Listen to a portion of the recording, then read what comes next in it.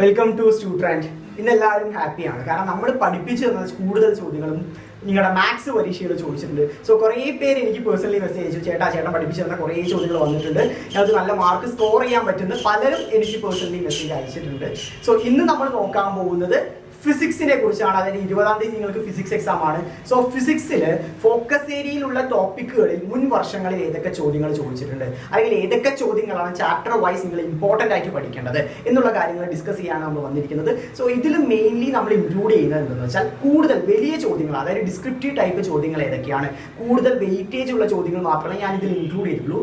Short questions base ചെയ്ത video നിങ്ങളുടെ എക്സാമിന് മുമ്പായിട്ട് നിങ്ങൾക്ക് പ്രതീക്ഷിക്കാം. സോ രണ്ടും കൂടി കലർന്ന് വന്നു വെച്ചാൽ നിങ്ങൾക്ക് ഒരു കൺഫ്യൂഷൻ ആവും. സോ അതുകൊണ്ട് ഏറ്റവും കൂടുതൽ വെയിറ്റേജ് വരുന്ന ചോദ്യങ്ങളാണ് ഈ ഒരു വീഡിയോയിൽ നിങ്ങൾ അല്ലെങ്കിൽ നമ്മൾ പറഞ്ഞു തരാൻ പോകുന്നത് കേട്ടോ. സോ ആദ്യത്തെ chapter electric charges and fields എന്ന് പറയുന്ന ചാപ്റ്ററാണ്, ഫിസിക്സിന്റെ ഫസ്റ്റ് ചാപ്റ്റർ. സോ അതിനകത്ത് ഏതൊക്കെ ടോപ്പിക്സാണ് ഉള്ളത്? ഇക്വറ്റോറിയൽ ഉണ്ട്, ആക്സിയൽ ഉണ്ട്, ടോർക്ക് ഉണ്ട്, അതുപോലെ തന്നെ ഗോസ് തിയറം ഉണ്ട്, അതിന്റെ അപ്ലിക്കേഷൻസ് ഉണ്ട്, കൂളംസ് ലോ ഉണ്ട്. സോ ഇതെല്ലാം ഇമ്പോർട്ടന്റ് തന്നെയാണ്. പക്ഷെ കൂടുതൽ ചോദിച്ചുള്ള ചോദ്യങ്ങളാണ് പറയുന്നത്. ഏതും പഠിക്കേണ്ടെന്ന് ഞാനിവിടെ പറയുന്നില്ല, എല്ലാം പഠിക്കണം. പക്ഷെ ഒന്നുകൂടി തറവായിട്ട് പഠിക്കേണ്ട ചോദ്യങ്ങളാണ് ഞാനിവിടെ പറയുന്നത് കേട്ടോ. സോ ഏറ്റവും കൂടുതൽ റിപ്പീറ്റ് ചെയ്ത് ചോദിച്ച ഒന്നാമത്തെ ചോദ്യം, ഈ ചാപ്റ്ററിൽ നിന്ന് ഏറ്റവും കൂടുതൽ റിപ്പീറ്റ് ചെയ്ത് ചോദിച്ച ഒന്നാമത്തെ ചോദ്യം എന്ന് പറയുന്നത് സ്പെറിക്കൽ ഷെൽ. സ്പെറിക്കൽ ഷെൽ അറിയാലോ, എന്താണ് സ്പെറിക്കൽ ഷെൽ? നമ്മുടെ ഗോസ് തിയറത്തിന്റെ അപ്ലിക്കേഷനിൽ വരുന്നതാണ് സ്പെറിക്കൽ ഷെൽ എന്ന് പറയുന്നത്. സോ സ്പെറിക്കൽ ഷെല്ലിന്റെ ഇലക്ട്രിക് ഫീൽഡ് ഇന്റൻസിറ്റി രണ്ട് രീതിയിൽ പരീക്ഷകളിൽ ചോദിക്കാറുണ്ട്, ഇൻസൈഡും ഔട്ട്സൈഡും. ഇൻസൈഡ് ദ ഷെല്ലും ഔട്ട്സൈഡ് ദ ഷെല്ലും ഏറ്റവും കൂടുതൽ തവണ പരീക്ഷകളിൽ ഏറ്റവും കൂടുതൽ തവണ ചോദിച്ചിട്ടുള്ള ഒരു ചോദ്യമാണ്.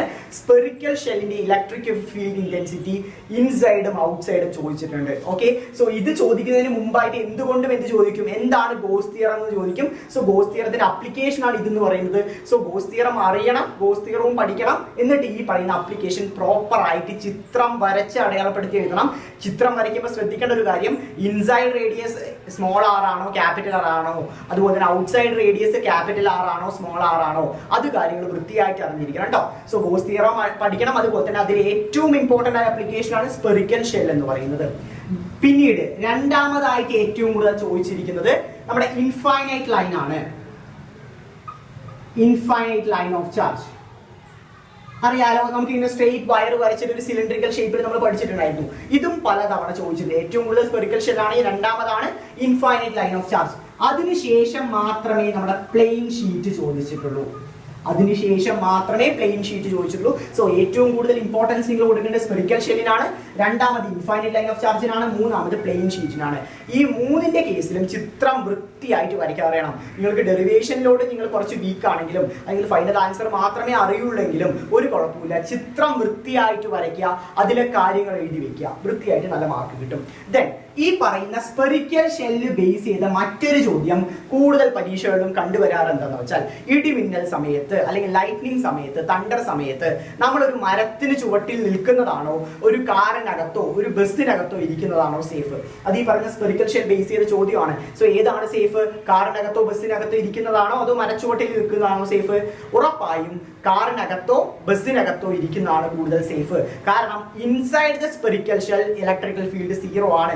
സോ ആ ഒരു ഫിനോമിനയാണ് നമ്മൾ എന്ത് പറയാ, ഇലക്ട്രോസ്റ്റാറ്റിക് ഷീൽഡിംഗ് എന്ന് പറയാം. ആ ഒരു ഫിനോമിനയാണ് നമ്മൾ ഇലക്ട്രോസ്റ്റാറ്റിക് ഷീൽഡിംഗ് എന്ന് പറയാം. പല ചോദ്യ പേപ്പറിലും ഈ ഒരു ചോദ്യം റിപ്പീറ്റഡ് ആയിട്ട് കണ്ടുവരാറുള്ള ചോദ്യമാണ്, വളരെ ഇമ്പോർട്ടന്റ് ആണ്. ഇത് ഈ പറയുന്ന സ്പെറിക്കൽ ഷെൽ ബേസ് ചെയ്തിട്ടുള്ള ഒരു ചോദ്യമാണ്.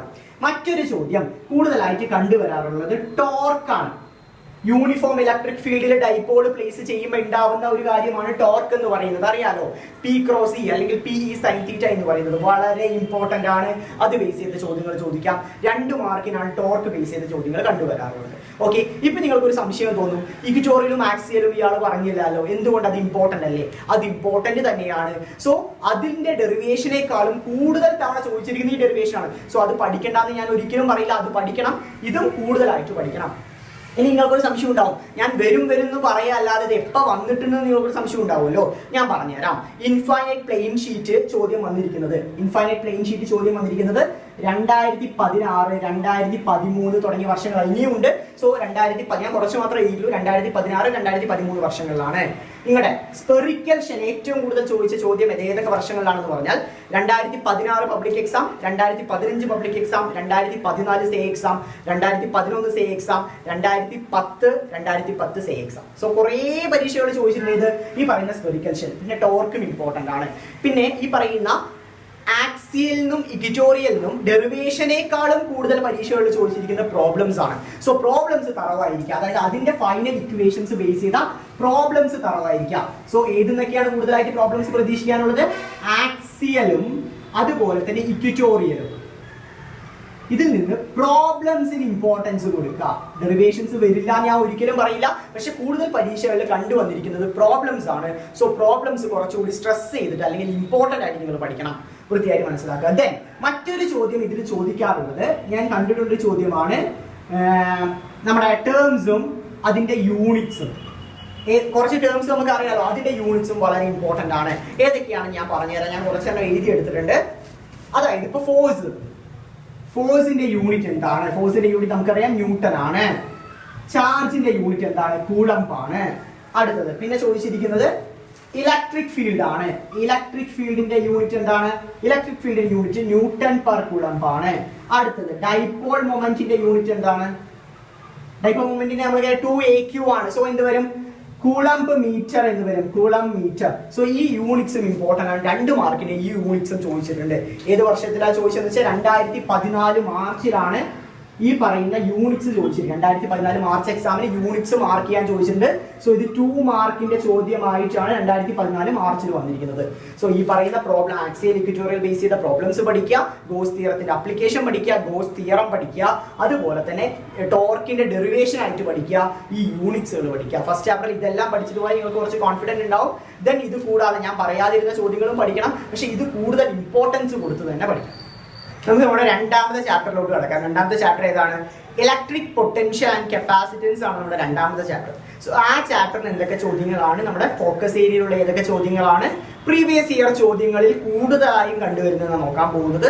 സോ അതിനകത്ത് നമുക്കറിയാം ഒരു കുഞ്ഞു ചാപ്റ്റർ ആണ്, അധികം ടോപ്പിക്കുകളില്ല. സോ അതിൽ ഏറ്റവും കൂടുതൽ കണ്ടുവരാറുള്ള ഒന്നാമത്തെ ചോദ്യം, ഏറ്റവും പ്രയോറിറ്റി കൊടുക്കേണ്ട ചോദ്യം എന്ന് പറയുന്നത് എഫക്റ്റീവ് കപ്പാസിറ്റൻസ്. എഫക്റ്റീവ് കപ്പാസിറ്റൻസ് അറിയാലോ. എഫക്റ്റീവ് കപ്പാസിറ്റൻസ് നിങ്ങൾക്ക് അറിയാം. ഇതിൽ തന്നെ 2 ക്ലാസിഫിക്കേഷൻ വരുന്നുണ്ട്. ഒന്നാമത്തെ പാരലലും സീരീസും, അതായത് കപ്പാസിറ്റൻസ് പാരലലും സീരീസും വരുന്ന കണക്ഷൻ. സോ ഇതിൽ നിങ്ങൾ കൂടുതലായിട്ട് പഠിച്ചിട്ടുണ്ടാവുക ഡെറിവേഷൻ ആയിരിക്കുന്നത്, ശരിയല്ലേ? നിങ്ങൾ കൂടുതൽ സ്ട്രെസ് ചെയ്തിട്ട് ഈ ഒരു എഫക്റ്റീവ് കപ്പാസിറ്റൻസിൽ പഠിച്ചിട്ടുണ്ടാവുക ഡെറിവേഷൻ അല്ലേ? പക്ഷേ ഈ പറയുന്ന ഡെറിവേഷനേക്കാളും കൂടുതൽ നിങ്ങൾ കോൺസെൻട്രേറ്റ് ചെയ്യേണ്ടത് ഇതിൽ നിന്ന് പ്രോബ്ലംസ് ആണ്. പ്രോബ്ലംസ് വരാൻ ചാൻസ് വളരെ കൂടുതലാണ്. ഈ പറയുന്ന പാരലലും സീരീസും കണക്ഷനുള്ള സർക്യൂട്ടുകൾ തന്നിട്ട് ഇതിന്റെ എഫക്റ്റീവ് കപ്പാസിറ്റൻസ് കണ്ടുപിടിക്കുക. അതുപോലെ തന്നെ പിന്നെ ഒരു ചോദ്യം വരാറുള്ളത് ഒരു 3 കപ്പാസിറ്റൻസ് വാല്യൂസ് തരും. ഇപ്പൊ 3 μF, 5 μF അല്ലെങ്കിൽ 6 μF കൊണ്ട് തരും, അല്ലെങ്കിൽ F ഫാരഡ് തരും, ചിലപ്പോൾ മൈക്രോ ഫാരഡ് വരും. സോ യൂണിറ്റ് കൺവേർട്ട് ചെയ്യാൻ മറക്കരുത് കേട്ടോ. സോ ആ രീതിയിലുള്ള ചോദ്യങ്ങൾ തന്നിട്ട് അത് ഏത് രീതിയിൽ ആ പറയുന്ന കപ്പാസിറ്റേഴ്സ് കണക്ട് ചെയ്താലാണ് കൂടുതൽ എഫക്റ്റീവ് റെസിസ്റ്റൻസ് കിട്ടുക എന്നുള്ള ചോദ്യങ്ങളൊക്കെ വരും. സോ സർക്യൂട്ട് പഠിക്കുക, സർക്യൂട്ട് വന്നാൽ എങ്ങനെ എഫക്റ്റീവ് റെസിസ്റ്റൻസ് വരുമെന്ന് പഠിക്കുക, ഡെറിവേഷനും അതിന്റെ കൂടെ തന്നെ പഠിക്കുക. ഡെറിവേഷനും ചോദിക്കാറുണ്ട്. ഈ ഒരു ടോപ്പിക്കിൽ നിന്ന് ചോദ്യങ്ങൾ വന്ന വർഷങ്ങൾ ഞാൻ ഒന്ന് പറഞ്ഞുതരാം. 2015, 2011, 2013, 2017, 2018 ശേഷം ഞാൻ നോക്കിയിട്ടില്ല, ഇത്രയാണ് ഞാൻ നോക്കിയിട്ടുള്ളൂ. സോ അതുകൊണ്ടാണ് ഇത്രയും ചോദ്യ പേപ്പറുകളിൽ ഇത് റിപ്പീറ്റ് ചെയ്ത് ചോദിച്ചിട്ടുണ്ട്. അടുത്ത ചോദ്യത്തിലോട്ട് കടന്നാലോ. രണ്ടാമത് ഏറ്റവും ഇമ്പോർട്ടന്റ് ആയ ചോദ്യം ഈ ചാപ്റ്ററിന് വരാറുള്ളത് energy of the capacitor. Energy of the capacitor ഞാൻ നമ്മുടെ ചാനലിൽ ഈ വീഡിയോ ഇട്ടിട്ടുണ്ട്. നമ്മുടെ ഈ ചാപ്റ്റർ എടുക്കുന്ന സമയത്ത് എനർജി ഓഫ് ദ കപ്പാസിറ്ററിന്റെ ഡെറിവേഷൻ ഞാൻ ഇട്ടിട്ടുണ്ട്. വളരെ ഇമ്പോർട്ടന്റ് ആണ്. ഡെറിവേഷൻ തന്നെ പഠിച്ചാൽ മതി, അതുപോലെ തന്നെ സ്റ്റെപ്പുകൾ എഴുതി പഠിച്ചാൽ മതി. Okay, energy of the capacitor കൂടുതൽ പരീക്ഷകളിലും ചോദിച്ചിട്ടുണ്ട്. വർഷം 2015 പബ്ലിക് എക്സാം, 2010, 2013, 2017 ഈ വർഷങ്ങളിലെല്ലാം എനർജി ഓഫ് ദ കപ്പാസിറ്റർ എന്ന് പറയുന്ന ചോദ്യം ഡയറക്റ്റ് ആയിട്ട് ചോദിച്ചിട്ടുണ്ട്. അടുത്ത ഒരു കാര്യം നിങ്ങൾക്ക് അറിയേണ്ട ഒരു ഇക്വേഷൻ ആണ് C = A epsilon 0 C = KA epsilon 0 / D. ഈ ഒരു ഇക്വേഷൻ നിങ്ങൾക്ക് അറിയുന്ന വിചാരിക്കും. കപ്പാസിറ്റൻസിന്റെ ഇക്വേഷൻ ആണ്. K എന്ന് പറഞ്ഞാൽ ഡയലക്ട്രിക് കോൺസ്റ്റന്റ് ആണ്, A എന്ന് പറഞ്ഞാൽ area of the plates of the capacitor ആണ്, ε0 നിങ്ങൾക്ക് അറിയാം, D എന്ന് പറഞ്ഞു വെച്ചാൽ distance between the plates of the capacitor ആണ്.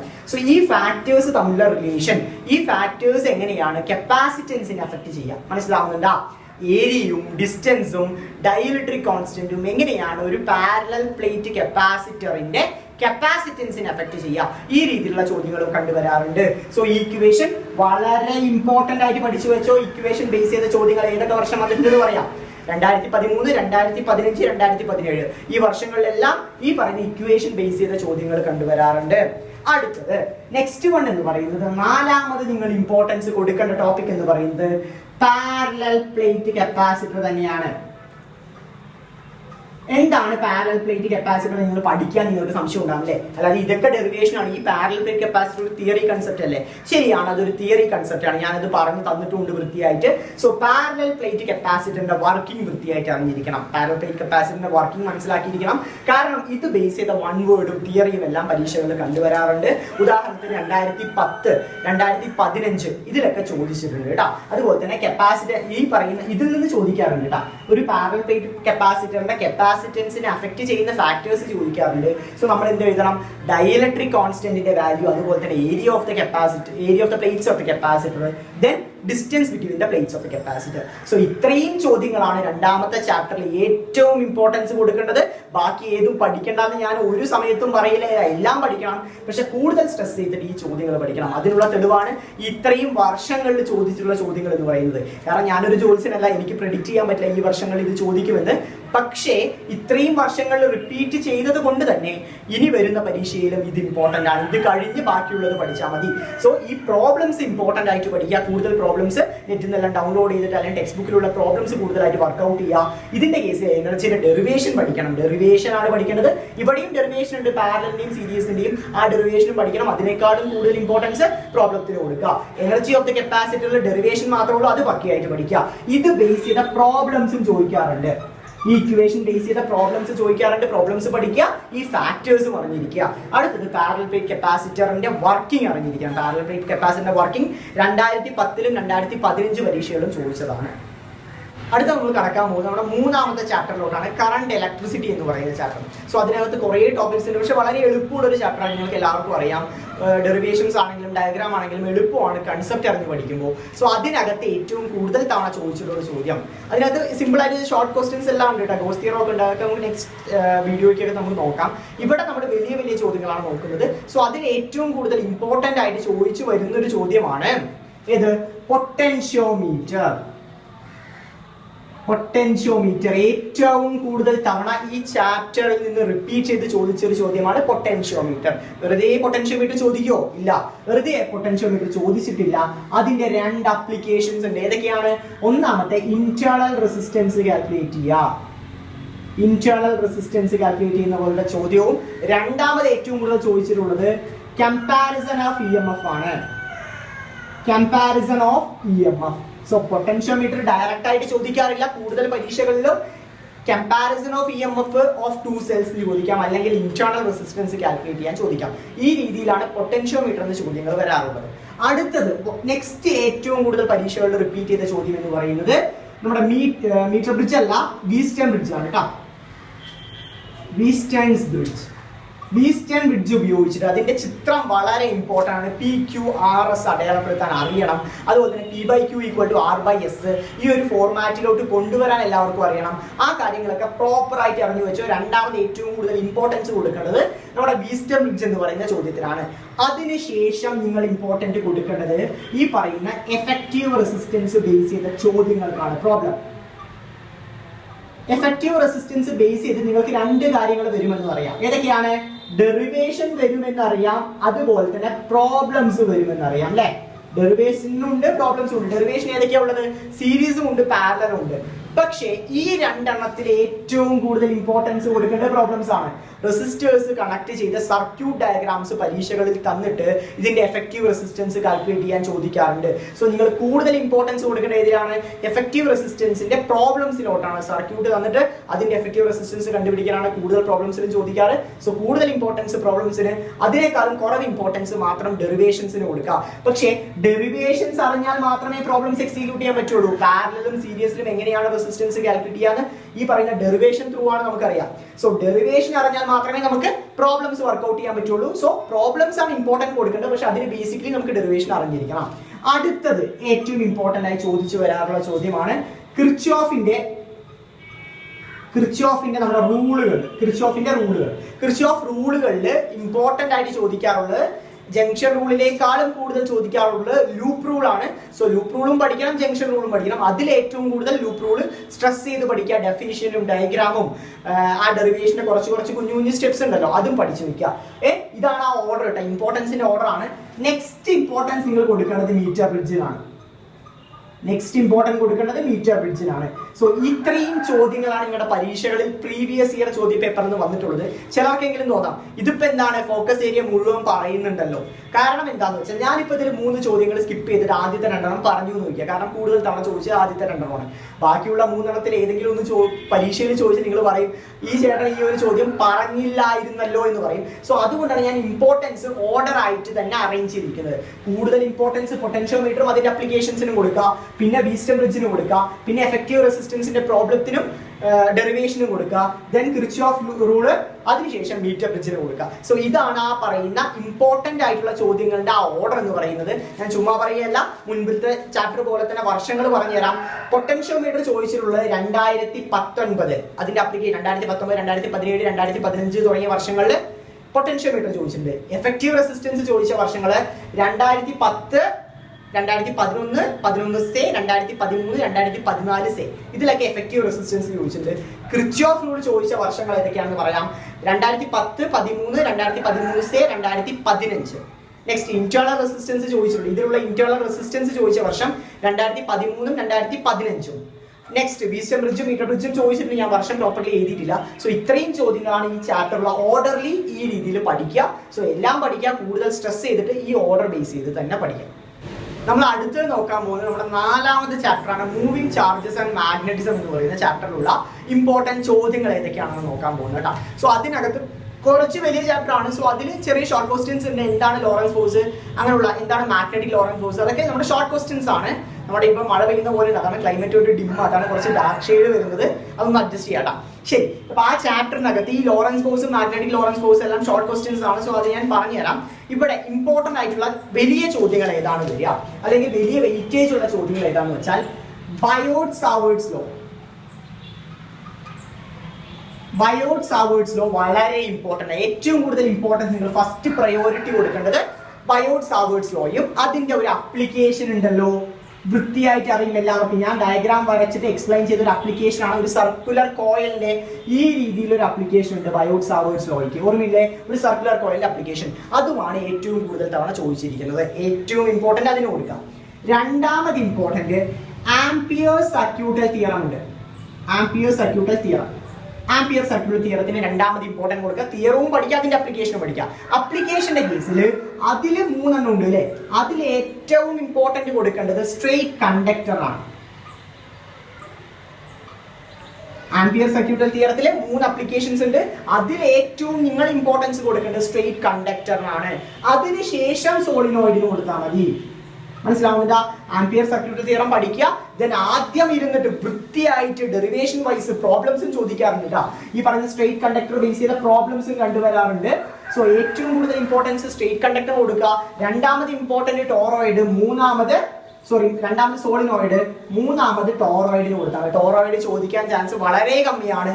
സോ കൂടുതലായിട്ട് കണ്ടുവരാറുള്ള സ്ട്രെയിറ്റ് കണ്ടക്ടർ തന്നെയാണ്. പിന്നെ ഈ ചാപ്റ്ററിന് ഏറ്റവും കൂടുതൽ റിപ്പീറ്റ് ചെയ്ത് ചോദിച്ചൊരു ചോദ്യമാണ് നമ്മുടെ ആംഗിളിനെ ബേസ് ചെയ്തിട്ട്. അതായത് മാഗ്നറ്റിക് ഫീൽഡിൽ എൻ്റർ ആവുന്ന ആംഗിൾ. ഇപ്പൊ ഈ പാരലൽ ടു മാഗ്നറ്റിക് ഫീൽഡ് ആണ് നമ്മുടെ പാരലൽ ടു മാഗ്നറ്റിക് ഫീൽഡ് നമ്മുടെ ചാർജ് എൻ്റർ ചെയ്താൽ എന്ത് സംഭവിക്കൂ?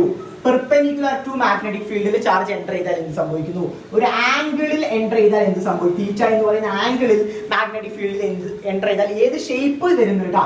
അതായത് 3 കണ്ടീഷനിലും ചാർജ് എൻ്റർ ചെയ്യുന്ന സമയത്ത് ഏത് പാത്ത് ഫോളോ ചെയ്യുമെന്നാണ് പരീക്ഷയോട് ചോദിക്കാറുള്ളത്. സോ ഇത് ഇമ്പോർട്ടൻ്റ് ആണ്. സോ നമ്മുടെ 4ാമത്തെ ചാപ്റ്ററിൽ ഇതൊക്കെയാണ് ഇമ്പോർട്ടൻറ്റ് ചോദ്യങ്ങൾ മെൻഷൻ ചെയ്തത്. സോ വർഷം ഞാൻ പറയുന്നത് നിങ്ങൾക്ക് ബോറടിക്കും, കാരണം വെറുതെ വർഷങ്ങൾ കുറേ നേരമായി കേൾക്കുന്നത്. സോ ഏറ്റവും കൂടുതൽ ഇമ്പോർട്ടൻറ്റ് ബയോട്ട് സാവേർട്സ് ലോയും അതിന്റെ അപ്ലിക്കേഷൻ സർക്കുലറിന്റെയും, രണ്ടാമത് ഇമ്പോർട്ടൻറ്റ് ആംപിയർ സർക്യൂട്ടൽ തിയറത്തിനും അതിന്റെ 3 അപ്ലിക്കേഷന്റെ പ്രയോറിറ്റി ഞാൻ പറഞ്ഞു. ആദ്യം ഏറ്റവും കൂടുതൽ ഇമ്പോർട്ടൻറ്റ് സ്ട്രെയിറ്റ് കണ്ടക്ടറിന് കൊടുക്കാം, പിന്നെ സോളിനോയിഡ്, പിന്നെ ടോറോയിഡ്. സോളിനോയിഡും ടോറോയിഡും ചോദിച്ച കണ്ടീഷൻസ് വളരെ കുറവാണ്. ഏറ്റവും കൂടുതൽ തവണ സ്ട്രെയിറ്റ് കണ്ടക്ടറായി ചോദിച്ചത്. അടുത്തത് ഈ പറയുന്ന ചാർജ് മാഗ്നറ്റിക് ഫീൽഡിലോട്ട് പാരലൽ ആയിട്ടും ആംഗിളിലും ഒക്കെ എൻ്റർ ചെയ്യുന്ന സമയത്ത് ഏത് പാത്ത് ഫോളോ ചെയ്യും? ഈ കാര്യങ്ങൾ വൃത്തിയായിട്ട് അറിഞ്ഞു വെക്കാം. ദെൻ അപ്പൊ നിങ്ങൾക്ക് ഇത്രയോ ആണോ ചോദ്യങ്ങൾ ചോദിക്കാന്നറിയും. പക്ഷെ ഏറ്റവും കൂടുതൽ, ശരിക്കും സത്യം പറഞ്ഞാൽ ഏറ്റവും കൂടുതൽ തവണ ചോദിച്ചിട്ടുള്ളത് സൈക്ലോട്രോണും ഗാൽവനോമീറ്ററും ആ കാര്യങ്ങളൊക്കെയാണ്. പക്ഷെ അത് നിങ്ങളുടെ ഫോക്കസ് ഏരിയയിൽ ഇല്ല. സോ പ്രീവിയസ് ഇയർ ചോദ്യ പേപ്പർ നോക്കുമ്പോൾ ഏറ്റവും കൂടുതൽ നമ്മൾ കാണുന്നത് ഈ ചോദ്യങ്ങളാണ്. പക്ഷെ അത് നിങ്ങളുടെ ഫോക്കസ് ഏരിയയിലേക്ക് പുറത്താണ്. സോ അതുകൊണ്ട് തന്നെ ഇതിലേതെങ്കിലും ചോദിക്കാനാണ് ചാൻസ് ഉള്ളത്. സോ വൃത്തിയായിട്ട് പഠിക്കാം. അടുത്ത നമ്മൾ നോക്കാൻ പോകുന്ന 5ാമത്തെ ചാപ്റ്ററിൽ ഇമ്പോർട്ടൻറ്റ് ചോദ്യങ്ങൾ ഏതൊക്കെയാണ്, അല്ലെങ്കിൽ ആ ചോദ്യങ്ങളുടെ ഇമ്പോർട്ടൻസ് എങ്ങനെയൊക്കെയാണ് നമുക്ക് നോക്കാൻ പോകുന്നത്. സോ 5ാമത്തെ ചാപ്റ്റർ വളരെ കുഞ്ഞു ചാപ്റ്ററാണ്. സോ അത് മാഗ്നറ്റിസം ആൻഡ് മാറ്റർ എന്ന് പറയുന്ന ചാപ്റ്ററാണ്. അതിനകത്ത് ശരിക്കും പറഞ്ഞാൽ ഒരു ടോപ്പിക് സ്ട്രെസ് ചെയ്ത് പഠിച്ചത് ഒരേ ഒരു ടോപ്പിക്കാണ്. ഏതാണ്? എർത്തിന്റെ മാഗ്നറ്റിസം. എർത്തിന്റെ മാഗ്നറ്റിസം എന്ന് പറയുന്ന ഒരേ ഒരു ടോപ്പിക്ക് വൃത്തിയായിട്ട് അറിഞ്ഞാൽ മതി. സോ അതിനകത്ത് പല കാര്യങ്ങൾ വരുന്നുണ്ട്. എല്ലാം ചെറിയ ചെറിയ മാർക്കിനുള്ള ചോദ്യങ്ങളാണ്. ശരിക്കും പറഞ്ഞാൽ ഒരു 3 മാർക്കിനൊക്കെ ഇതൊന്നും വരാറുള്ളൂ. സോ ഏതൊക്കെയാണ് ചെറിയ ചെറിയ ചോദ്യങ്ങൾ വരിക? എർത്തിന്റെ മാഗ്നറ്റിസത്തിന്റെ കാരണം എന്താണ്? എന്താണ് മാഗ്നറ്റിക് മെറിഡിയൻ? എന്താണ് ജോഗ്രഫിക് മെറിഡിയൻ? അതുപോലെ തന്നെ എർത്തിന്റെ elements of earth magnetism. Earth മാഗ്നറ്റിസത്തിന്റെ എലമെന്റ്സ് വളരെ ഇമ്പോർട്ടൻസ് ആണ്. എലമെന്റ്സ് ഓഫ് എർത്ത് മാഗ്നറ്റിസം എന്ന് പറയുന്നത് വളരെ ഇമ്പോർട്ടന്റ് ആണ്. ഏതൊക്കെയാണ് വരിക അതിനകത്ത്? ഇൻക്ലിനേഷൻ അല്ലെങ്കിൽ ഡിപ്പ്, ഡിക്ലൈനേഷൻ, ഹൊറിസോണ്ടൽ ഇന്റൻസിറ്റി. ഈ കാര്യങ്ങളിൽ ഏതെങ്കിലും ഒന്ന് എല്ലാ പരീക്ഷകളിലും കണ്ടുവരാറുണ്ട് ഈ ചാപ്റ്ററിൽ. സോ ഈ 3 കാര്യങ്ങളും തറവായിരിക്കുക. ചെറിയ കുഞ്ഞു ഡെറിവേഷനിലൊക്കെ ഇതിൽ വരുന്നുണ്ട്. ഹൊറിസോണ്ടൽ ഇന്റൻസിറ്റിയിലൊക്കെ കുഞ്ഞു ഡെറിവേഷനൊക്കെ വരുന്നുണ്ട്. സോ അതൊക്കെ വൃത്തിയായിട്ട് പഠിച്ചു വെക്കുക. ഈ 3ഉം റിലേറ്റ് ചെയ്യുന്ന ഇക്വേഷൻസ് പഠിച്ചു വെക്കുക. ഈ 3 ടേംസും മിക്കവാറും എല്ലാ പരീക്ഷകളിലും ഞാൻ കണ്ടുവരാറുണ്ട്, അല്ലെങ്കിൽ ഇതിൽ ഏതെങ്കിലും ഒക്കെ പരീക്ഷകളിൽ കണ്ടുവരാറുണ്ട്. സോ എർത്തിന്റെ മാഗ്നറ്റിക് എലമെന്റ്സ് പക്കയായിരിക്കണം. അടുത്തത് ഇതിൽ നിന്ന് ചോദിക്കാൻ ചാൻസ് ഉള്ള 3 ടേംസ് ആണ് magnetisation, magnetic intensity, magnetic susceptibility. Okay, 3 കാര്യങ്ങൾ: magnetisation, magnetic intensity, magnetic susceptibility. So ഇതിൽ ഏതെങ്കിലും ഒന്നും ചോദ്യങ്ങൾ ചോദിക്കാറുണ്ട്. ഇതെല്ലാം 1 മാർക്കിനുള്ള ചോദ്യങ്ങളാണ്. വലിയ ഡെറിവേഷൻ ഒന്നുമല്ല, കുഞ്ഞു കുഞ്ഞു ചോദ്യങ്ങളാണ്. സോ ഈ ചാപ്റ്ററും അത്ര ചെറുതാണ്. സോ ഏറ്റവും ഇമ്പോർട്ടൻറ്റ് കൊടുക്കേണ്ടത് എർത്തിന്റെ മാഗ്നറ്റിസം ആണ്. അതിൽ എന്താണ് ജോഗ്രഫിക് മെറിഡിയൻ, എന്താണ് മാഗ്നറ്റിക് മെറിഡിയൻ എന്ന് അറിഞ്ഞിരിക്കണം. അതുപോലെ തന്നെ മാഗ്നറ്റിക് എലമെന്റ്സ് ഓഫ് എർത്ത്. ഈ 3 പോയിന്റുകൾ തറവായിട്ട് പരീക്ഷയിൽ പോവാ. ഏതെങ്കിലും ഒന്ന് ചോദിക്കാൻ ചാൻസ് ഉണ്ട്. അതും അല്ലെങ്കിൽ പിന്നെ 3 പോയിന്റുകൾ ഞാൻ പറഞ്ഞു: magnetisation, magnetic intensity, magnetic susceptibility. ഇതിൽ ഏതെങ്കിലും ഒന്നിൽ നിന്ന് 1 മാർക്കിന് ചോദ്യങ്ങൾ വരാം. സോ ടോട്ടൽ ഒരു 3 മാർക്കിനൊക്കെ ഈ ചാപ്റ്ററിന് വരാൻ ചാൻസ് ഉള്ളൂ. സോ വൃത്തിയായിട്ട് പഠിക്കാം. ഇതോടുകൂടി നമ്മുടെ ഈ ഒരു പാർട്ട് വീഡിയോ കഴിഞ്ഞു. കാരണം നിങ്ങളുടെ എല്ലാ ചാപ്റ്റേഴ്സും കൂടി ഒരു വീഡിയോയിൽ ഇൻക്ലൂഡ് ചെയ്താൽ നിങ്ങൾക്കും ബേർഡൻ ആയിരിക്കും, എനിക്കും ബേർഡൻ ആണ്. സോ 2 or 3 പാർട്ടായിട്ട് ഇടാം, എത്രയും പെട്ടെന്ന് തന്നെ ഇടാം. സോ നമുക്ക് ഈ ഒരു പാർട്ട് ഇവിടെ വൈൻഡപ്പ് ചെയ്യാണ്. സോ എന്തെങ്കിലും ഡൗട്ട് ഉണ്ടെങ്കിൽ വാട്സ്ആപ്പ് നമ്പറിൽ കോൺടാക്ട് ചെയ്യാം, അല്ലെങ്കിൽ കമന്റ് ബോക്സിൽ ഇട്ടാലും ശരി. Thank you.